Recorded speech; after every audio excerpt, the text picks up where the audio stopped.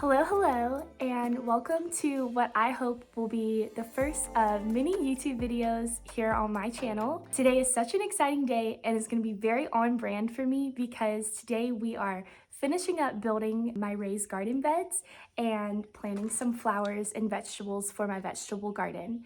This is going to be my 4th year gardening.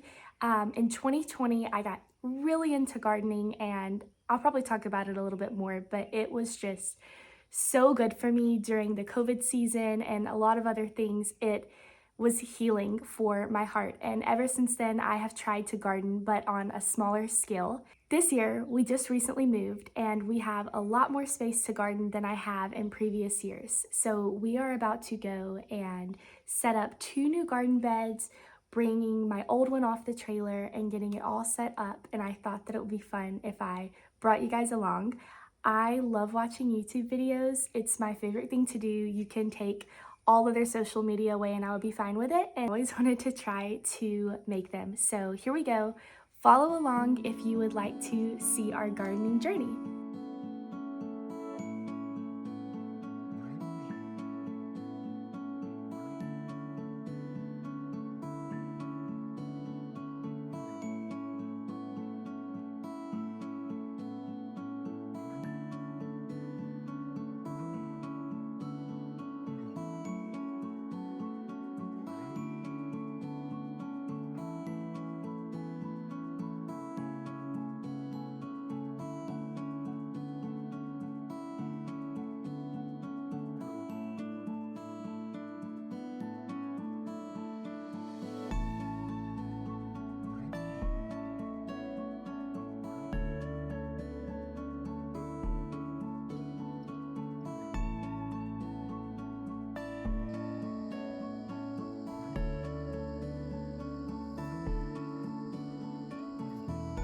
All right, about how long did that take us?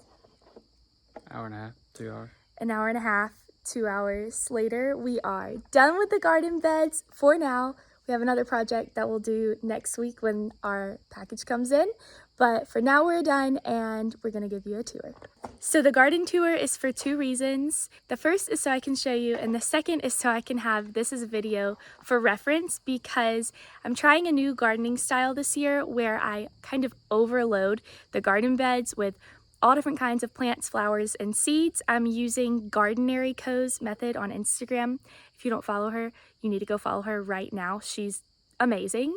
And that's her method. She just throws everything into the garden bed and she says what survives, survives, and what does not, does not. And that's what I'm gonna try this year to maximize my space. So let's flip this around and show you everything that we did. I'm so excited. All right, so here is the layout that we went it with. My concrete on our back porch has a natural curve to it, so I decided to let the garden beds kind of follow that curve. Over here, you can definitely tell, is the one that I've had for the past 4 years, and I love the aged look and I know that it won't take long, and these will follow suit. So in this bed, we have some marigolds that were planted a couple years ago that have still decided to come back up. Right here we have a green bell pepper plant, some flowers. I'm not sure exactly what the names of these flowers are, but I could not pass them up because I think that they are stunning. Okay, this is different for me. I'm doing cherry red tomatoes in hopes that they are going to vine. And then some snap peas and okra right here. And then the exciting thing about this bed is that all throughout here is lettuce seeds planted, all different kinds. So we've got bib lettuce, romaine, even iceberg I planted right here. And then on the back, I planted zinnias. I have no clue how this is going to pan out, but I think it's going to be so much fun to watch. If one of those seeds decides to sprout, I'll be so excited. But I will keep you guys updated in the next few weeks with the little sprouts.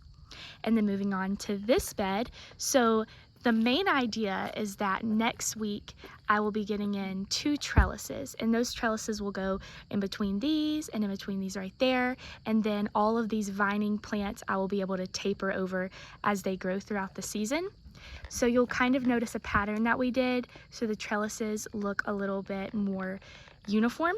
So again, with the okra right here, just like was on this one, so it'll match. Again, those pretty flowers, some more green peas right here, a green bell pepper plant right here, and then this is some rosemary. It smells so good. Cucumber, and I believe this is okra as well. So cucumber will be my next vining plant, since I'm only planting the cherry tomatoes and the snap peas in that bed. So then more flowers. I thought these were beautiful, and these will come back every year. This is the little tag that I got with them. And then over here we have more okra right here, more cucumbers, some plants, my all-time favorite, lavender. That's gonna make me so happy. And we strategically planted the lavender right here beside the heirloom squash because I cannot grow heirloom squash. I've tried every year. It's probably my favorite thing to eat as far as garden grown vegetables, and I just haven't had success with growing them yet. But I love them too much not to try. So we're gonna try squash this year, but in the case that it fails, I'm gonna have some lavender right here to make me happy and not think about this, and we'll just replace it with a plant or something else later on, maybe something that's overcrowded in the other beds. So this area right here is left empty because the trellis will be going right there, and because I know I can grow cucumbers and okra. Yeah, but there it is. I am so excited. And just like that, we are back to where we started. My table is empty now. My hands are disgusting, but I am so excited about it. I have been waiting to have my hands back in potting soil for so long. I wanted to say a few things. My first year gardening, I was completely novice and focused on vegetables, and it was great, but my garden was not very pretty.